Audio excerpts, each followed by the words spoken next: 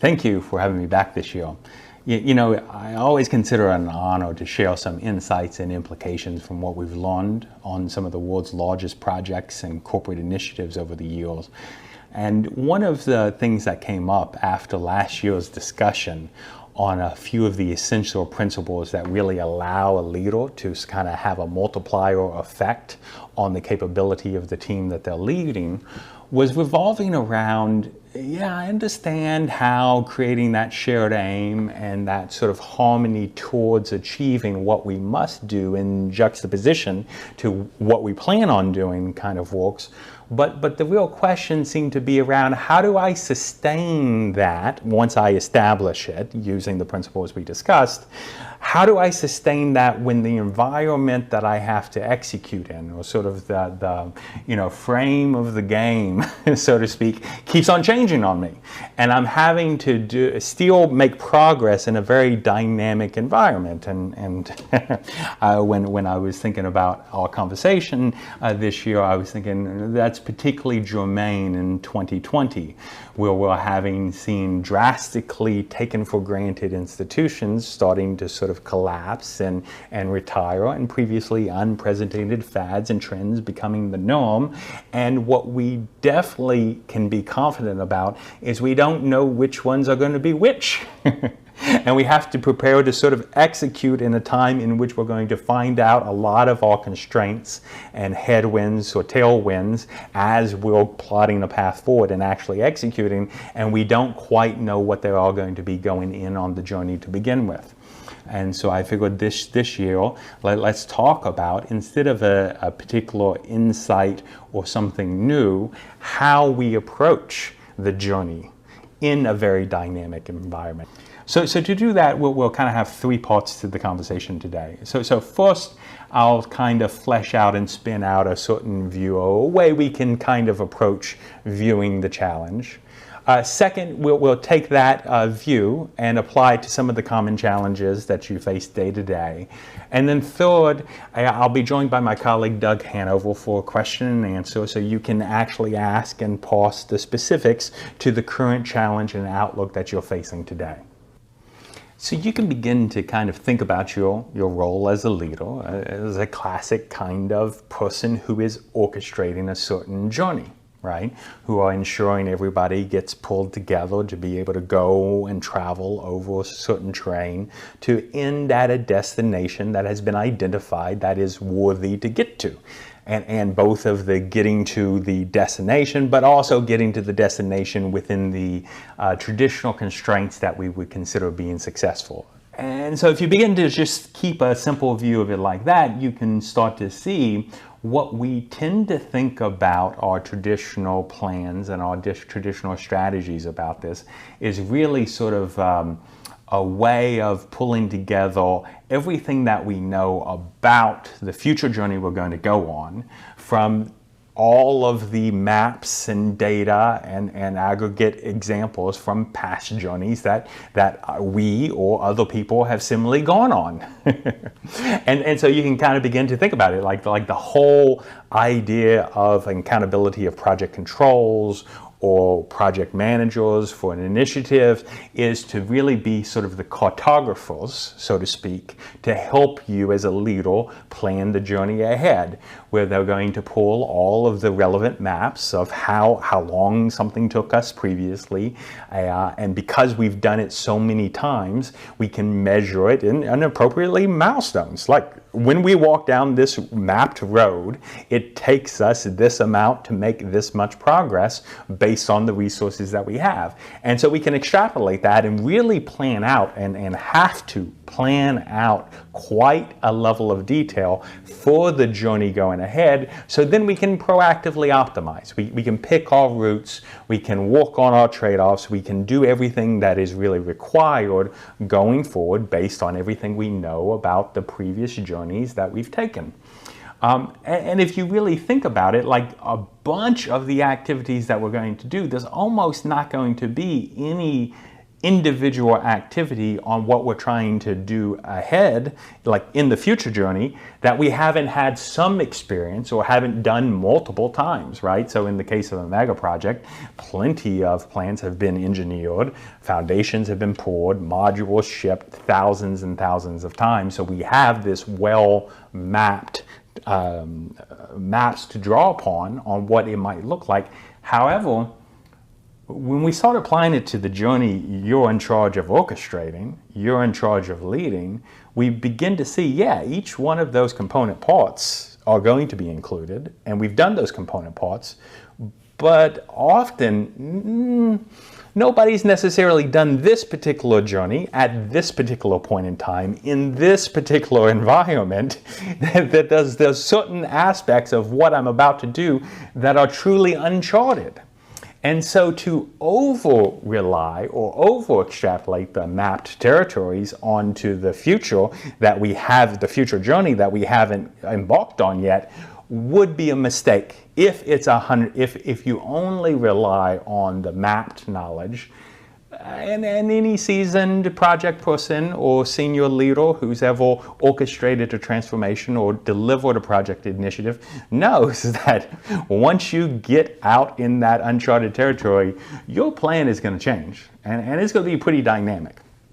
And we also know that as soon as your plan starts changing, you start increasing risk, and we start deviating from what's known, you increase more risk, and that's when the projects tend to go off the rails. But the real key that we've seen over and over again between a project or an initiative or orchestrating a major company shift that happens, that has them reliably get to that destination regardless of the changes in the environment or the challenges that they found out that they didn't have charted ahead of time, isn't the ability of just getting lucky, because there's just too many people we've worked with over and over again who have gotten lucky, and ourselves gotten too lucky too many times to be a statistical correlation. There are leaders that you know that do reliably deliver again and again and again and have the confidence to do so. This ties back to our conversation last year about sort of establishing waypoints. Waypoints simply being must we be to be on track for the journey, absent any attachment to think how we're going to get from waypoint to waypoint. But in addition, using those waypoints not just to guide every step along our way to be able to know when we need to deviate from our plan and when we need to fall back onto a new plan that will get us from waypoint to waypoint, but also to be able to proactively kind of take a forward pass with what we know we generally can do, and then that backwards pass of where we have to be to identify where do we have a bust. Will our traditional ways of going about this journey are not going to get us to where we have to be. So we can think about it as, okay, well, you have the mapped and you have the uncharted, and your job as a leader is to really navigate between the two and to know when you're in one versus when you're in the other, because the way you're going to have to approach each one is going to be quite different. So, for example, we can all kind of easily recognize, look, if we're in known or explored territory, we've got best practices. We know how to do this. There's somebody who's already come here before us. Let's not reinvent the wheel. Let's pull off what it is. And our focus really is keep it orderly, keep it stable, keep it reliable. And we grow to expect, if we're in mapped territory, i.e. paved roads, we can have predictability. We can rely on the habits we have developed to be able to do that set of activities before. We don't have to worry about sort of the picking up on the signal through the noise, because we're so ignoring so much of both of those because we know the sequence of activities we can do, and we feel very comfortable in being able to execute that sequence of activities. You know, our frame of reference for that is pretty straightforward and simple, and we've all spent years being trained in it. It's a basic management approach. There is a way things should be on walking down this road, and when they're not that way, if we're starting to deviate to one shoulder or not, something's wrong, and it's my job as the manager to pull it right back into the straight and narrow and keep it on task, keep it on plan, keep it on the existing map that we've mapped out.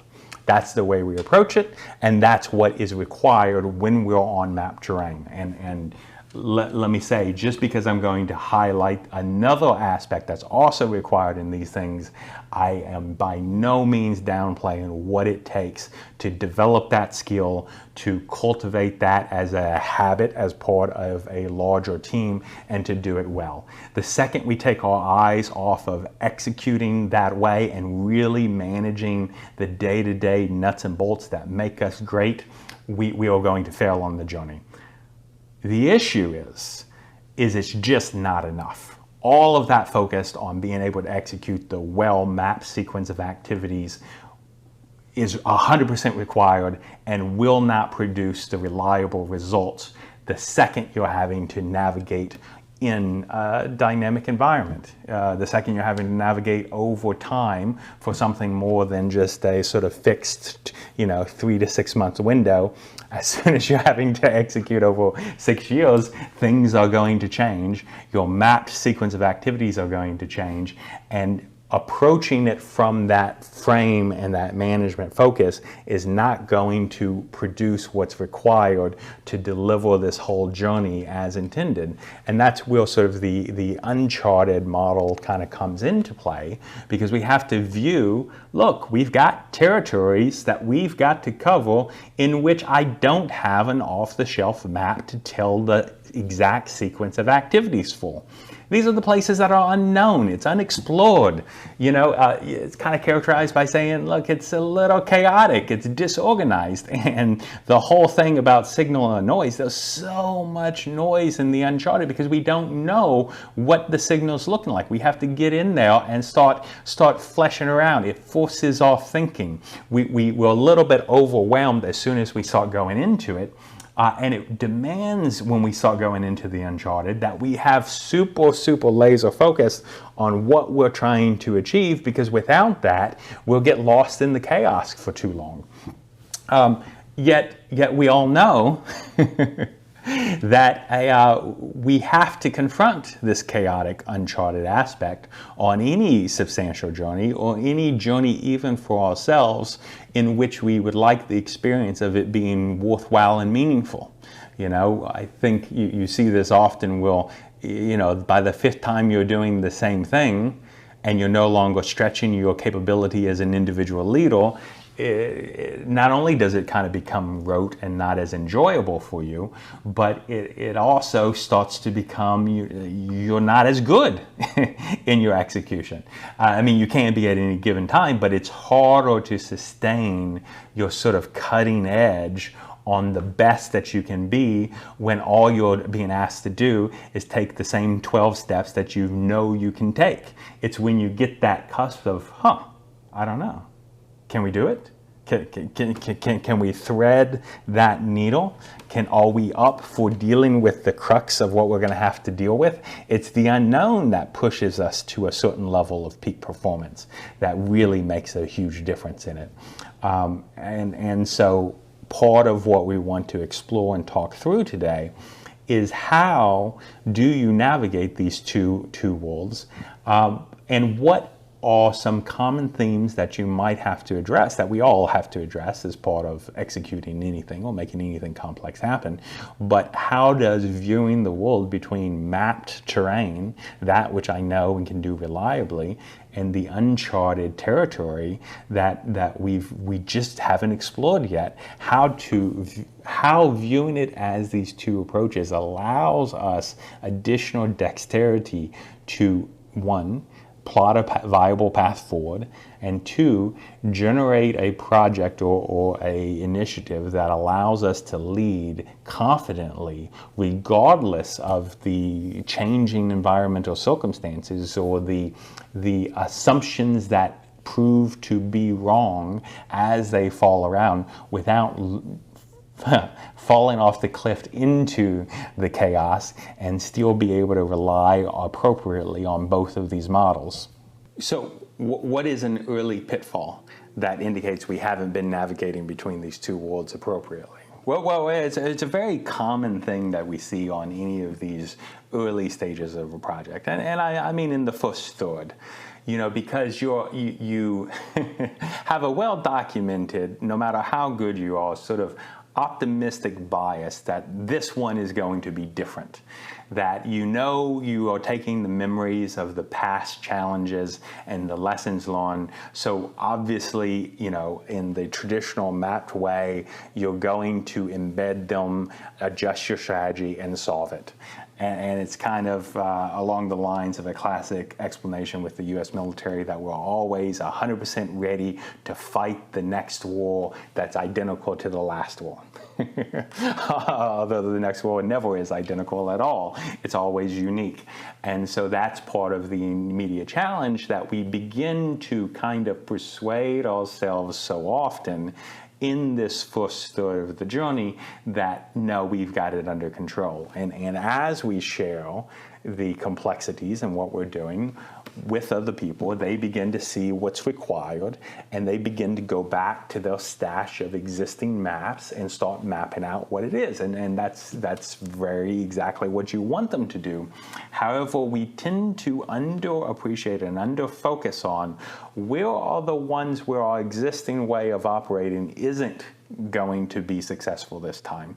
Where are these sort of places where the maps aren't going to add up? And that's going to really be the challenging area to get through, the place that we're going to have to figure out how we're going to navigate through so that we can reliably end up where we intend to. And by not asking that question very early, we actually feel pretty good because we get to work on all the bits that we know, and we see a lot of progress curve beginning to happen. But somewhere around that 30 to 40%, we start kind of seeing, wait a second, we've never made progress relative to how these two things come together, or we begin to kind of, something gets stalled out because it's waiting on something.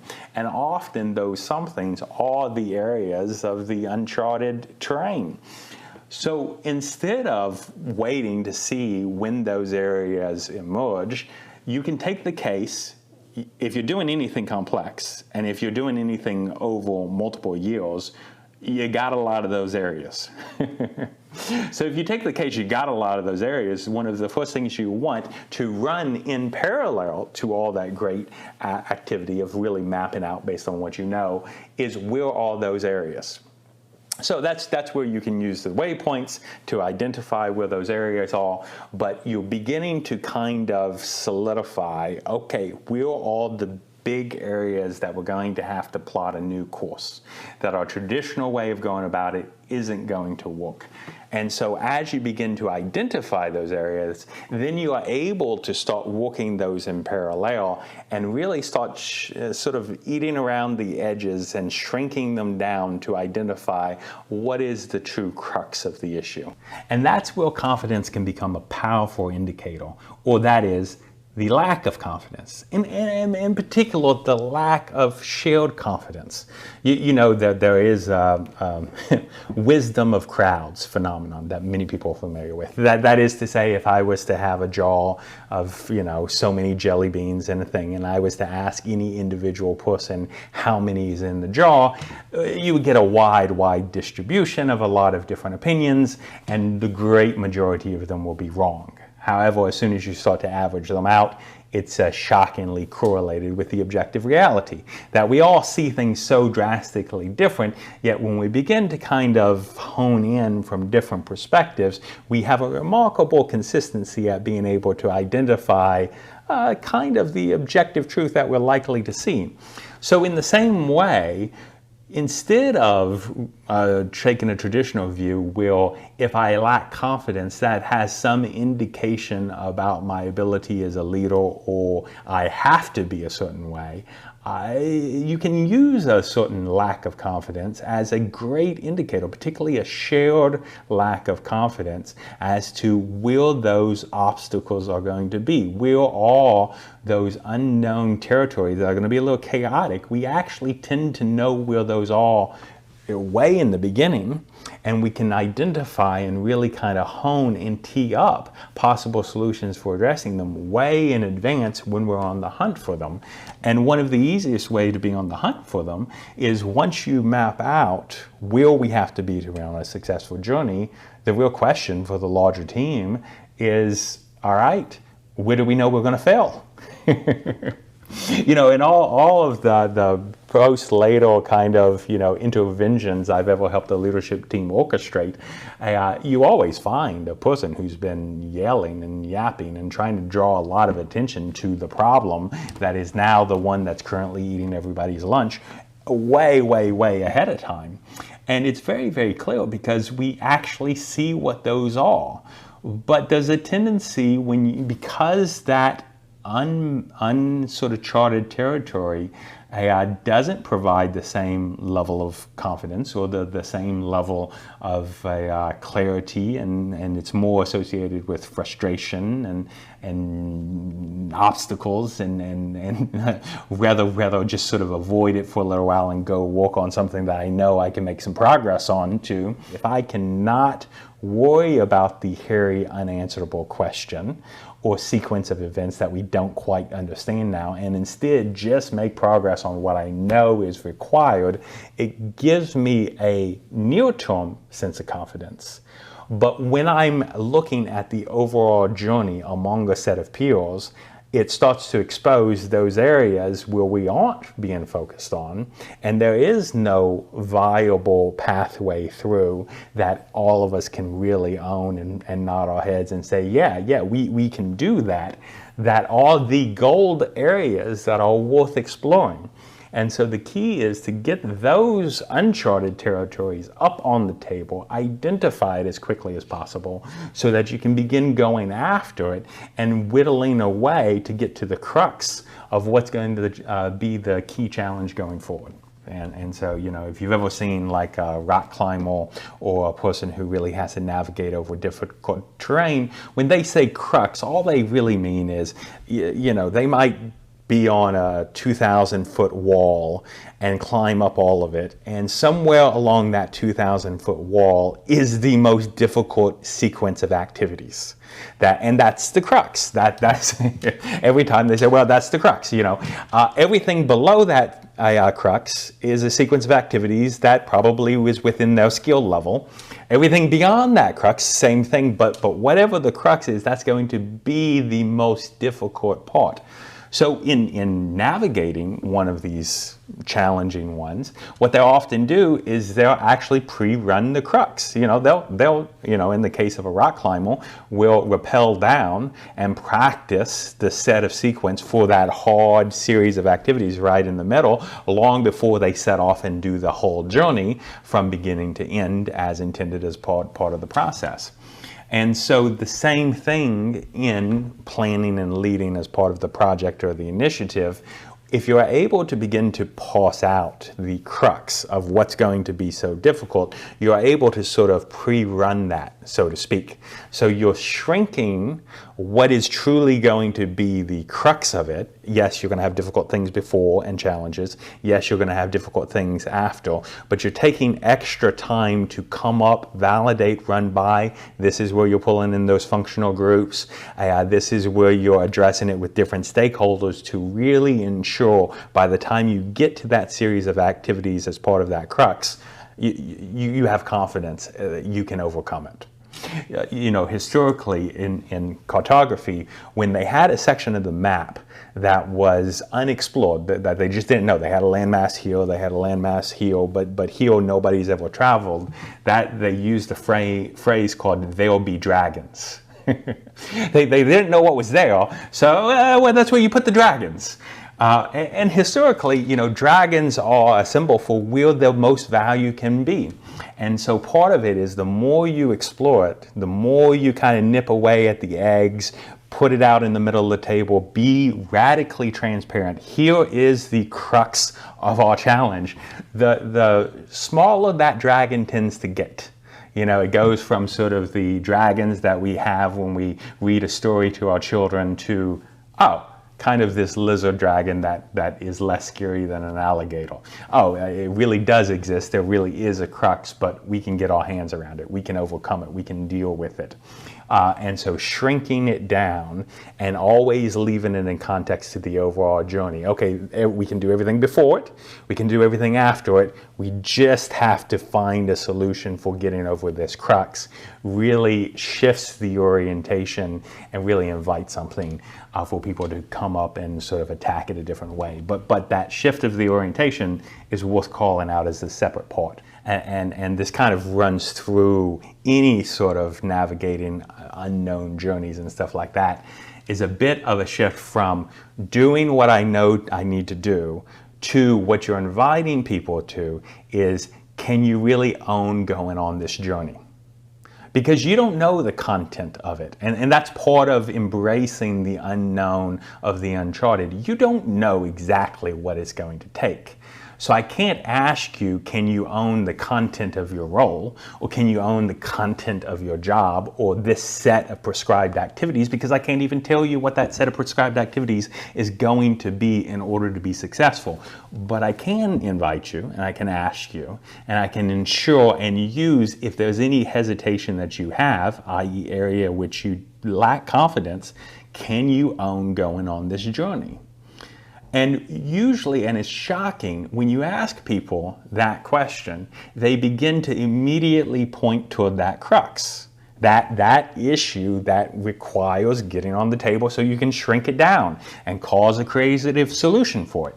So there's a symbiotic relationship between using the lack of confidence to point to a certain thing, never as an individual by individual, always as kind of a group. Wait, okay, I don't see how we can do this. Does anybody know? Oh yeah, I got a solution. Here's how we can approach it. Oh, okay, that handles that challenge. What about this one? What about this one? Until you get it down to that nub, and then by working it, the real question is, okay, can we own going after this crux?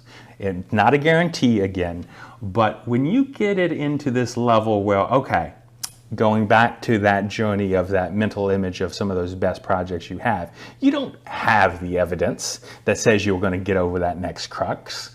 You just have experience with the team and the knowledge that, boy, every time you come to one of those challenges, you find a way to climb over it and get to the other side. And that gives you a certain swagger and a certain level of confidence to really point, okay, what's the next one? And then what's the next one after that? And honestly, a lot of times with these large, complicated things, as you begin to shrink down the crux of it, you end up finding there's a handful. There's a handful for the whole journey, but really it's not an unconfrontable amount of them. But your ability to identify what those are and be radically transparent with all the stakeholders, here's what it is, starts to co-op everybody in being able to get over the next one, and over the next one, and over the next one, and starts, as you make that progress toward that ultimate aim, that is when, this sort of sense of meaning and teamwork and sort of significance that drive people forward, that has a certain enjoyment for not just the challenges, but for the work in general, because we are making progress on something worthwhile, not just something that we're told everybody can do, but something that is taking us outside of our zone and putting ourselves onto that edge of the zone of what any athlete would call the zone of proximal development. That same place where you have one foot into your knowledge base of what you know, of what you're trained for, of what you're good at, yet that other foot is going into the unknown, into pushing the bounds of what you as an individual are even capable of doing, but also in this, when you're orchestrating the overall journey, pushing the team and the industry beyond what they saw they could do prior to that. And it's just, obviously, you can see the way I talk about it. When you're there, that is an indicator to know you're on a worthwhile journey. And all of these things that we tend to talk about as ways of an ideal team functioning, they are almost merely byproducts of orchestrating the journey where that's the condition on it. And what's great about it is they are the right things to use as an indicator to say you've plotted your journey in the effective way. But they're often sort of like the smoke out of the chimney as well. You don't impact it or cause those as an outcome based on focusing on them. You use those as an indicator saying we're focused on the real challenge. We're focused on the right things that we're actually doing at this moment on the journey. And we see those indicate, yeah, we're doing it in the right way. So I'm sure by now you've got some itching questions and kind of aspects that, okay, I can see the value in X, but you got to talk through Y with me or help me understand within this circumstances, how might that apply? Please take a moment and kind of type those out. I'm about to be joined by my colleague, Doug Hanover, and we'll continue to respond and talk through the specifics based on what you're seeing would be useful given your current accountability and your future journey that each one of you are on.